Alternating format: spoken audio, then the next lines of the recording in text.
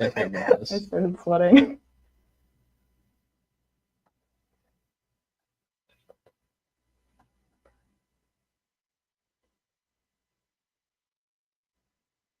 Hello, everybody, and welcome to Time to Roll. Today we have a special guest. It's Kyle Makin. What's going on, everyone? All right, and today we're going to do a very special, occasion for Kyle here. He's actually never made a D&D character before, and I thought that you all and I could teach Kyle how to make his very own little hero to run around in the different worlds of Dungeons and Dragons. So let me get up my little PowerPoint to make sure we can all be on the same page here. Share screen.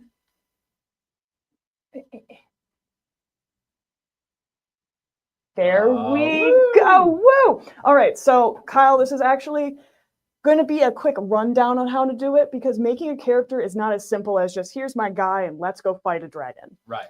It's a whole process, and usually it takes dungeon masters hours to get each of their characters all set up in their world.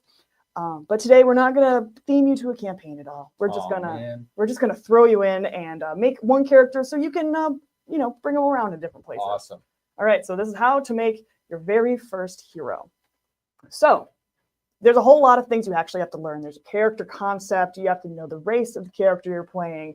You have to make a class. You have to do all the math of the ability scores. That could be tough. And guess what? There's even more math. There's endless math here. And so Dungeons & Dragons is just a math game, but for theater nerds. Oh, I love it. And today we're going to talk about races. So you can, if you want, you can start as an elf, or you can start as a dragonborn, who is the descendants of dragons. You can start as a human, which you and I both allegedly are. You can start as a tiefling, which are the ancestors of devils and demons. Okay. Or you can be a goblin. Not the ones that live under the bridge, those are trolls, but goblins, small little feisty creatures. You can be an owlin, which is an owl person, as the name might imply. You can even be a werewolf if you want to, and be infected with lycanthropy. Fun fact, lycanthropy, lycan is wolf, but in a lot of Dungeons and Dragons world, you can actually be like a were-deer or a were-cat or a were-whatever. But you could be a werewolf if you wanted. Or you can be 3 kobolds, which are like dragons in a trench coat. And you can be all set to go and take the world by storm, just being 3 little guys in a trench coat. That's pretty cool. They look like a little dog almost. They kind of are like little dogs. And a lot of kobolds are from a lot of different mythologies. In Japanese mythology, they actually are like dog demon. Oh, okay. But in Dungeons and Dragons, we've actually kind of turned it into a more of like a tiny little dragon sort of thing. They're like the dogs of dragons. And they're just little guys, as they would say. They're cute. I don't know. I mean, I'm sure they're aggressive, but I think they look cute. They can breathe fire and stuff too, but they're only about like 1.5 feet tall. Oh, so there's little guys. There's over 61 official races to play, and sub races. So you could be like a wood elf. That's a sub race of an elf. You can be a dark elf. You can be a drow. You can be, and the list goes on. And that's only official. A lot of people make up their own races. So that just adds deeper into the world. So out of all of those, or what are you thinking? What kind of little guy do you want to be? Well, I was thinking of being the Dragonborn. Of course. I was thinking the Dragonborn. I'm a huge Game of Thrones fan. Thought I would go, the Daenerys Targaryen type route. So I think I'm going to do the Dragonborn. I think that's a good start. What do you think? Perfect. I love Dragonborns. I think they're very, very interesting. I've never actually played one. I've always wanted to, but I get so sidetracked with everything else. I love elves. I'm a big elf person. So yeah, we're going to start with the Dragonborn. We'll get into the nitty gritty of it in a second. I think we already got that. Yeah, I forgot to write it down actually in your race. So if you want to write it down in your race, Dragonborn, and we can get to the what type of Dragonborn you are in a second. I brought my character sheet too from my Thursday games I'm running, so we can all work on it together. And then also in the description of this video, we also have the PDF that you can print out of the official Wizard of the Coast character sheet if you want to kind of follow along and use this as a guide. Mine looks a little different because they made their own, this copy that I printed off online because I wanted to look fancy. So it looks a little different, but we have the same stuff. I chose a human for my Thursday games, which is the first human I've ever played. Ever. Other than life. other than allegedly live. So next comes the class. Perfect. There are a ton of classes to choose from. There are more than just on the screen right here, which I think there's 12 classes. There's also more official ones like Gunslinger and Artificer, but they're not official in the handbook. It's kind of like a weird like +1. We're also using the 2014 rules because in 2024 they came out with a special edition, which is like, I think they called it Dungeons and Dragons 1. It's still being play tested and still being kind of figured out. New. It's pretty new, and it's not very different than this, but it's a little bit, your class abilities might be different, your race abilities might be different. You can now drink potions as a bonus action and spending a full turn going and drinking a Gatorade. Oh, gotcha. So you don't have to waste a turn for just drinking a potion. Right. It's D&D 1 is interesting. I'm going to do a separate episode. So if you want to know about D&D 1, you should tune in next month. But so I'll go down the list of classes. To the right, each of them say the ability score that they that's kind of what they need. It'll be for your saving throws. So let's say you are walking along a rickety bridge and the bridge starts falling beneath you. And I say, you need to give a dexterity saving throw where's my saving throws on this sheet? I forgot to fill out my saving throws on this sheet, so I guess we'll fill it together. I'm playing a ranger, so dexterity is one that I'm good at. But since you said you want to do fighter, yours is strength and constitution. Oh, no. So you don't have that proficiency with you, so it might be a little harder for you to get out of the way. I fell off the bridge. I mean, if you want to fall, then you fall. But I'll go through each of these classes. So you all at home can figure out what characters you want to play, even though we have a fighter here and a ranger. Barbarian, big, you want to rage. You are the big fighter guy. You fight with your fists. You just get so angry. You just want to hit things really bad. That's a barbarian. A bard is, I mean, it's like one of the most classic medieval, I guess, real life classes. You have the minstrels, you have the actors, you have the really silly little guys with their lutes and lyres going around and charming everyone with their charming personality. And that's what a bard does. Cleric, you are a holy healer.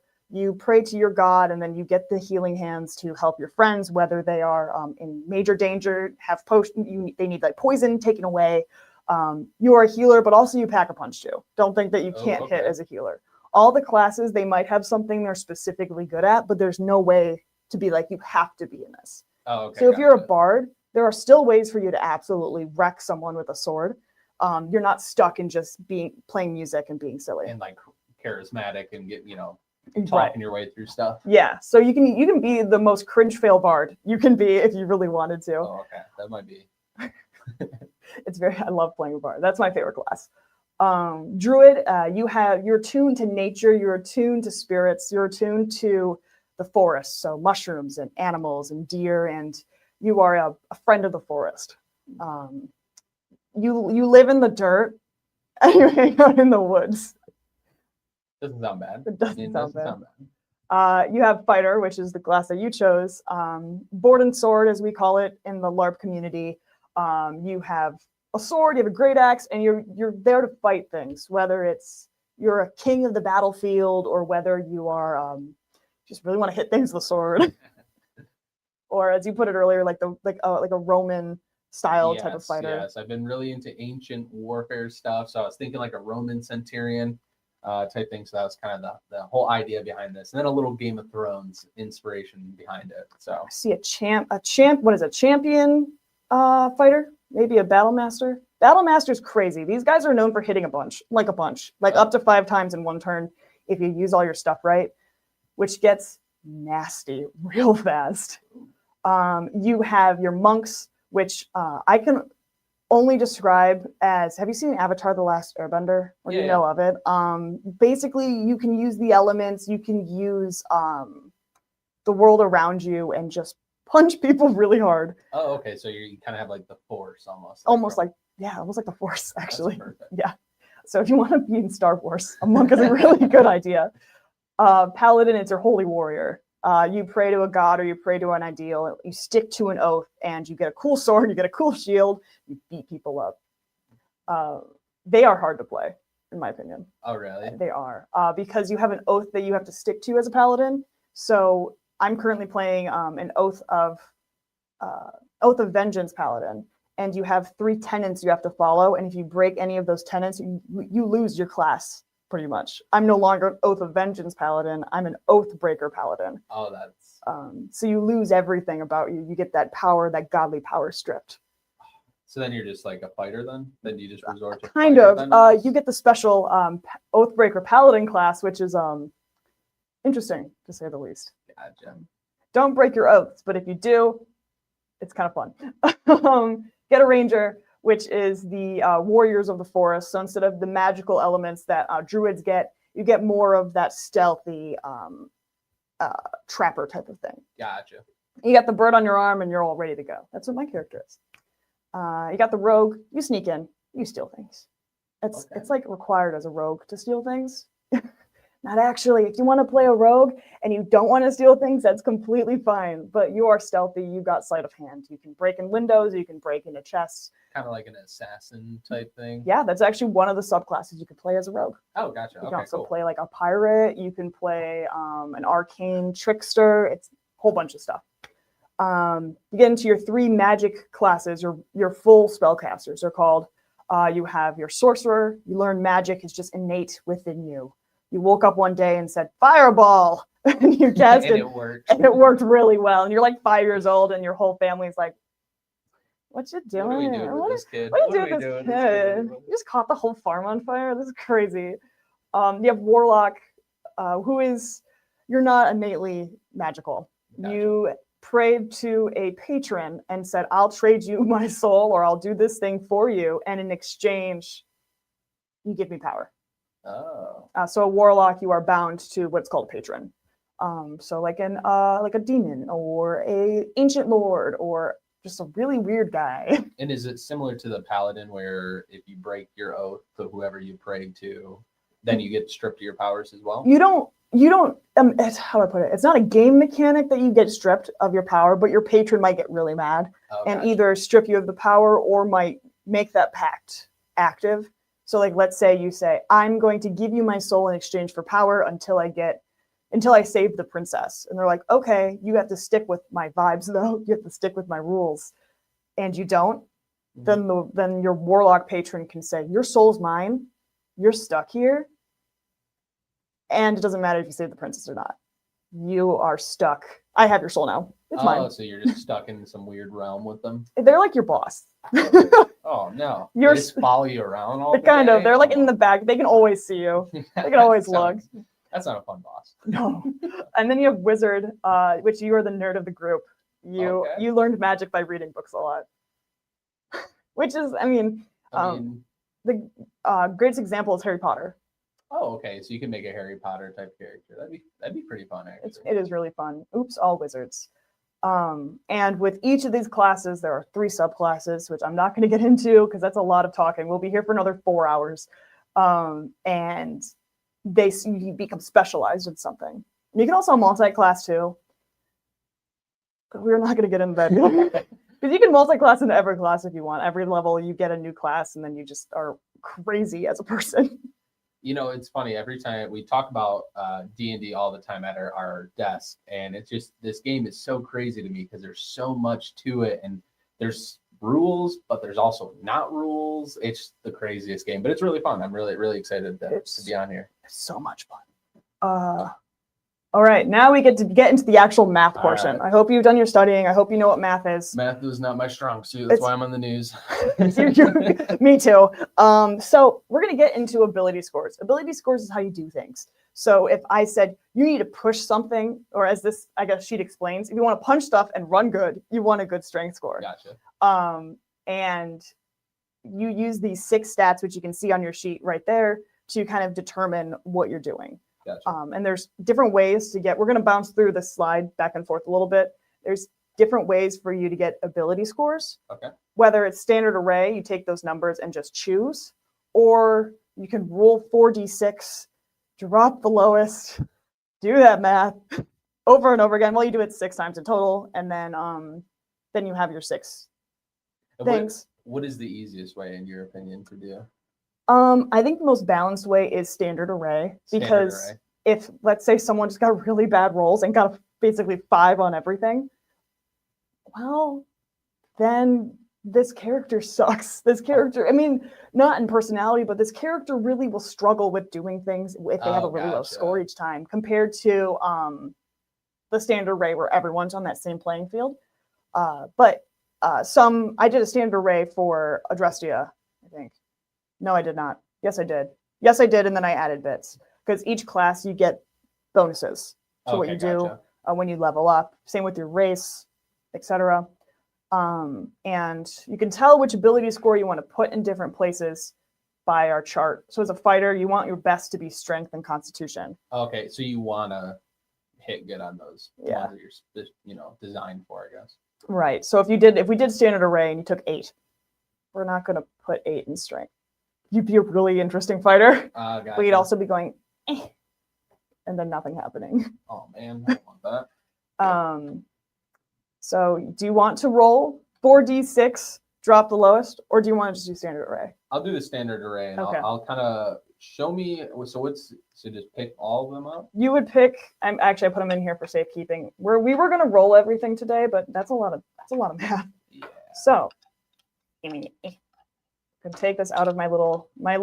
This is the dice tower right here, and you take your d6. Okay. And you plop it in the top. And how do you know this is D6? They have 6 sides. Literally it goes out. Oh Yeah. Gotcha. The d20 is 20-sided dice, and I got a 4. So you would do, technically, if we did the roll 4d6, you write down 4, like save it, and then you do that 3 more times, so a total of 4 times, and then you drop the lowest, add those numbers up, and that's how you do it.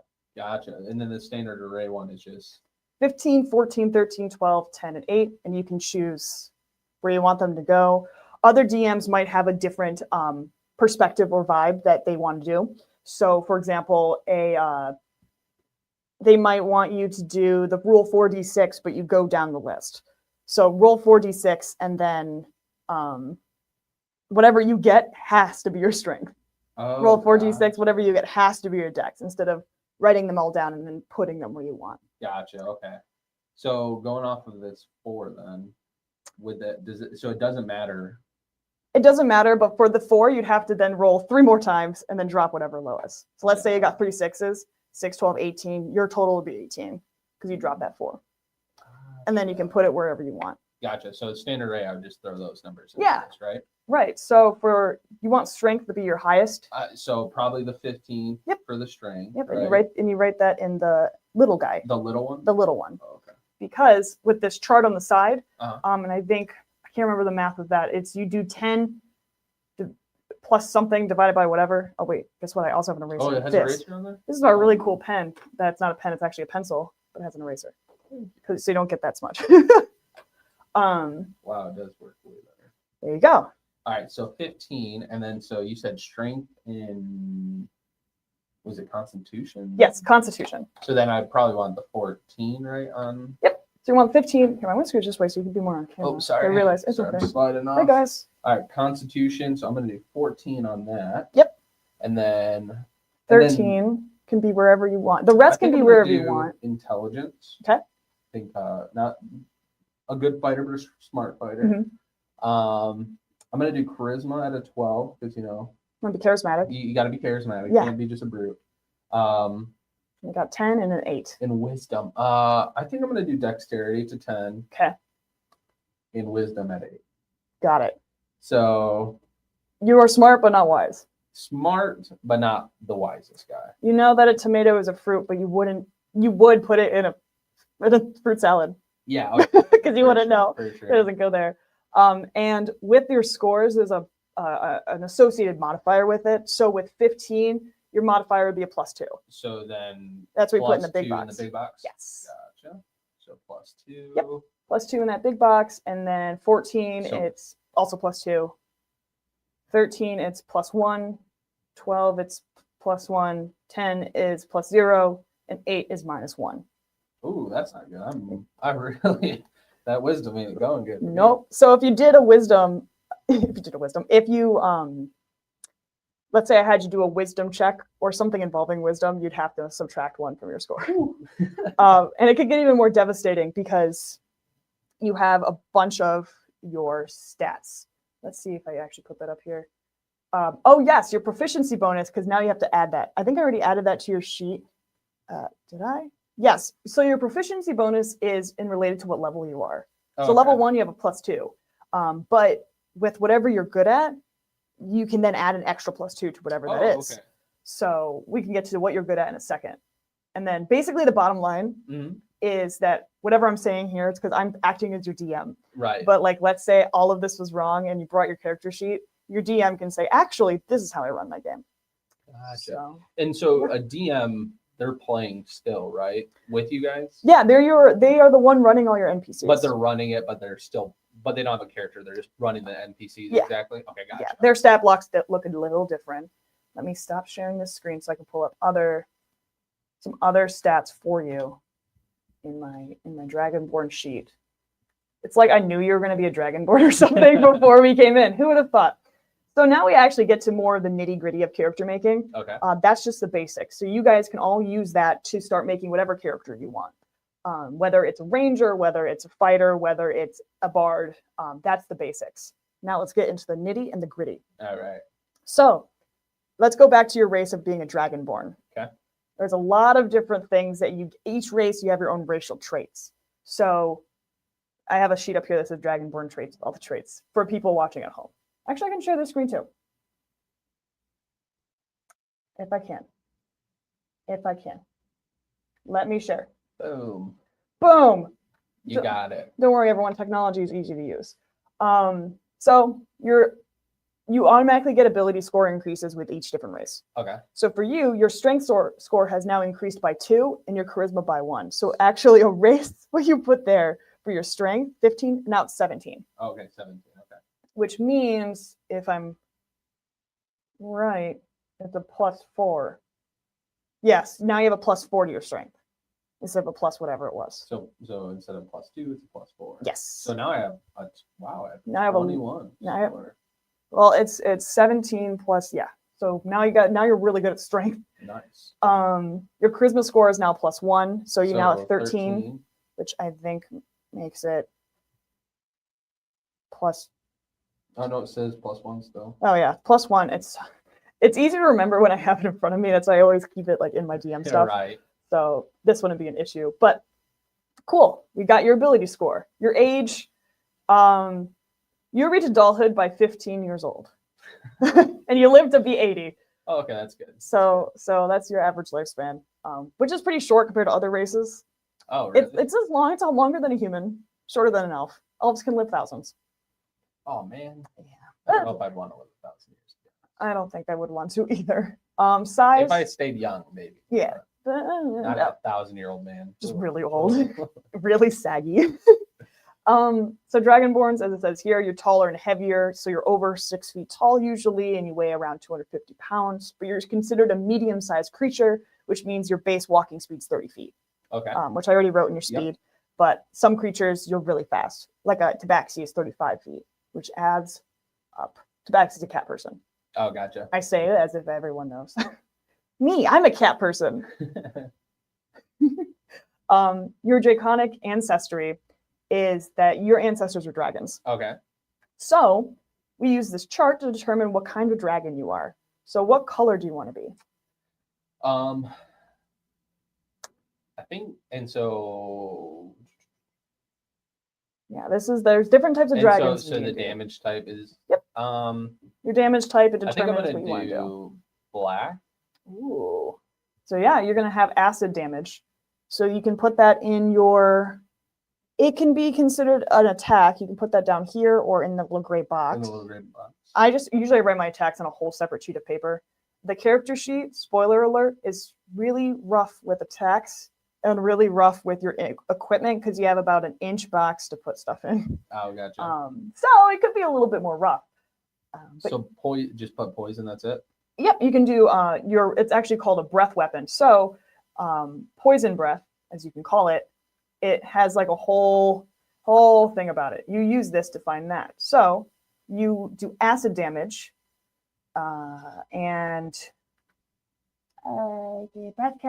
each creature in the area of the exhale must make a saving throw. So yeah, they need to make.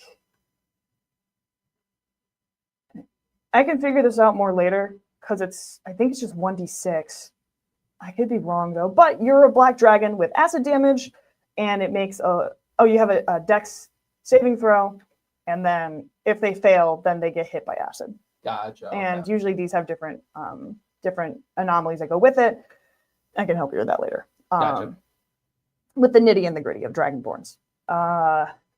And now you have resistance to the damage type, so you have resistance towards acid damage. Oh, okay, nice. I think there should be a spot that says like resistances, conditions and resistances. There's a whole lot of boxes. Is it on the second page or the third? I don't know. You can always write it wherever you want on the back, or you can put it on the where it says features and traits. Yeah, you can always put that down there too. Resistance means you take half. Immunity is you're immune. Resistance is you get half damage. So if let's say you get hit with 10 acid damage, you only take 5. Okay, nice. And there you go. So now that's your racial traits. And we already got all your fighter traits down, so we didn't sit here for 6 hours. Yep. But with fighter traits, you get you're the sword and board. So we got all of your you have chainmail. Right? Yep, a shield. I also have a short sword, and then 2 hand axes, which can they be used both thrown and to attack? Yep, you can hit close up, or you can throw, I think, up to 60 feet. Nice. So yeah, so pretty much just a short sword type, brutish type player. So yeah, kind of what we went with today. There you go. And you get second wind, which means as a bonus action, I think once every short rest, you can do, it's 1d10 plus your level. So currently you roll a d10. If you get a 10, you get 11 health back. Oh, okay, cool. But you can only do that once. Oh, once the whole game? No, once every short rest. So that's when you gotcha. sit down for a half hour and go, whoa, man, we've been walking for a really long time. I'm going to drink some water about it. And then you're good. You'd roll. Gotcha. Yeah, or long rest where you sleep for 8 hours or 4 hours if you're an elf. They're built different. And now we get to skills. Okay. There's a really long bar there that says skills. You get to choose which skills you're proficient in. However, only out of this list as a fighter. Are you ready? I also wrote it down so you can read it too. But we have acrobatics, which means being acrobatic things. Right. Animal handling, see how much animals you can go to a local cat. Athletics, pushing things, pulling things, jumping. History is recalling events or knowing your history. Insight, see if someone's lying. So if someone looks suspicious, you can go. I see that. I see it a mile away. Intimidation. Perception, seeing things, or survival. And you can choose 2 of those. And is survival mean like I'm stronger, like I don't die as easy? No, survival is more of a... Like actually being out in the wilderness surviving? Yeah, being out in the wilderness. If Gotcha. You're really hungry, you don't have food, let's go see if you can find some berries to eat and how you don't get poisoned.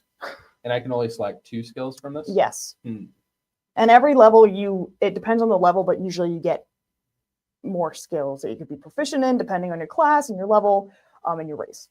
And so the animal handling, does that allow me to get like a horse or something?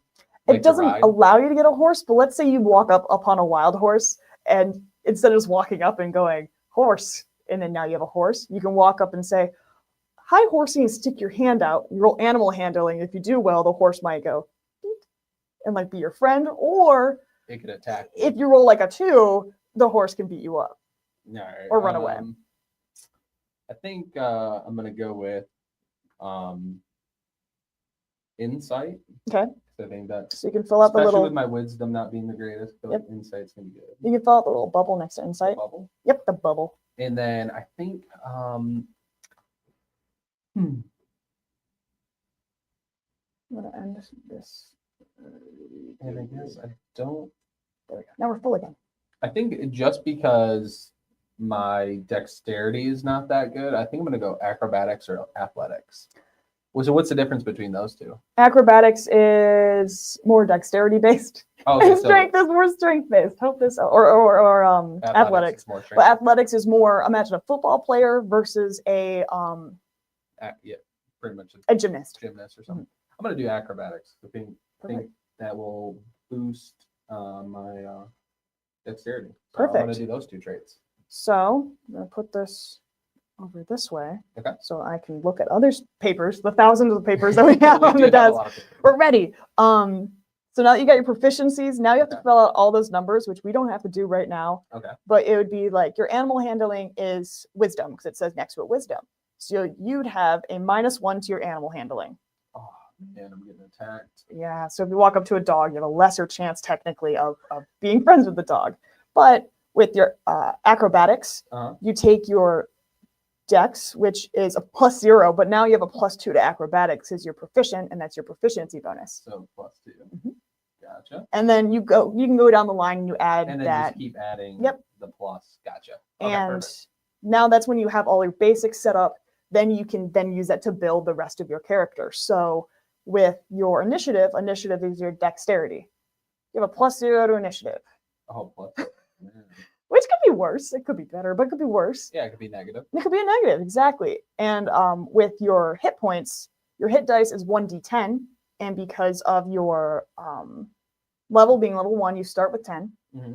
And then you can add your constitution +2. That means you have 12 hit points. So and the current hit points right here? And then I think you just rotate it. It's a new pencil. There. Aha. You can do, you now have 12 hit points, and every level you use a 1d10 plus, I think, your level to increase. Gotcha. You're going to want to double check on that. What else am I missing from this character sheet? You don't need death saves because you're alive. Same thing with saving throws with your proficiency. You're proficient in those too. So now you can do more math to get all those done. Gotcha. We can do a background another day. Backgrounds are usually very specific to your character and specific to your campaign, but you get bonuses with that. Okay. So my character is a Fey touched human. So I went to the Fey Wilds, Fairyland, and they went touch, and I became now my character's part unicorn. So my Fey mark is I'm now looking like a unicorn instead of a human. Sometimes a unicorn shows up and goes, "Hey, what's up?" And I go, "Hey, what up, dog?" And then I get 3 trinkets, and I got frames that look like butterfly wings. Oh, really? Yeah, so I have glasses. I got a rotten ogre's tooth with a moon glyph on it, and a floating rock. And so, are you making that up, like what you want it to look like, or is Nope. this all based off of rolling? This is all. So all of these 3 trinkets, for example, the unicorn was because I wanted my character to look like a unicorn, but they also have a chart of your Fey, what your Fey mark is, and what your trinkets are. The trinkets are a D100. You roll that, and you determine off the list which 3 you get. Gotcha. And that's the 3 I got. Gotcha. And my starting equipment, Dungeoneer pack, I had leather armor. I now have 38 gold because of yesterday's session. And then what have you. That's a list. And then your bonds, your flaws, your ideals, your personality traits, you can fill those out so you can have it. I think, let's see, we have the fighter. I think we're ready to go because you don't have any magic spells. Nope. The second sheet that you'll see on the character sheet, and you also see in here, that's just how you can fill out your character more. So your character appearance, et cetera, yeah. Blank piece of paper. You guys can see that at all? White paper with boxes. Boxes. It's crazy how much. I never thought like how much detail goes into creating a character. Yeah, it's a whole lot. Let me see. Is there anything else that you need for your alignment? That's doesn't affect the game too much, but it's kind of how you can keep your goals and personality in line. Okay. So if you are a true neutral, you're kind of just like in the middle. You're like, I don't care. I don't care about your ideals. I don't care about how heroic you are. If you're a lawful evil, you stick to the law no matter what, and even if you're doing really bad things. Like Quasimodo. Quasimodo, the friar from Hunchback of Notre Dame. So do I make the laws, or am I following someone else's law? Depends on how your character is. You could be the one making the law. but that's usually I wait to do that until I see the other characters' vibes. Like I'm a true neutral because I'm on my own. I'm a ranger. I don't care. I don't care about the You're on party. your own. They just hired me, and yeah, your character is pretty much done for a level 1, but you are missing the most important part. What's your character's name? That's the hardest part of the character building, Man, in my I think opinion. that might be the hardest part of trying to figure out. You can put it right there. Oh, Oh, you just erased your own name. Who are you? Who are you? oh man, My character's name is Adrestia Warren. that is so hard. I mean, it's just like when you play video games. They're like, "Hey, what do you want your character's name?" Yeah. Man, I don't know. Maybe the comments should decide. The comments should decide my name. What do y'all think? Name my character, Yes. and we'll develop. We could. It's up to Kat. This is her segment, so you guys got to tune in to figure out what she's doing. But maybe next time we develop the character more, and you guys get to pick the character's name. So Yeah. obviously we don't get a ton of comments, but we'll kind of come to some conclusion. A consensus, and maybe I'll run a campaign, and this is a character you have to be. Yeah. So let us know what you would like the name of. Like I said, it's a fighter, a dragonborn fighter. So it's a dragon fighter dude.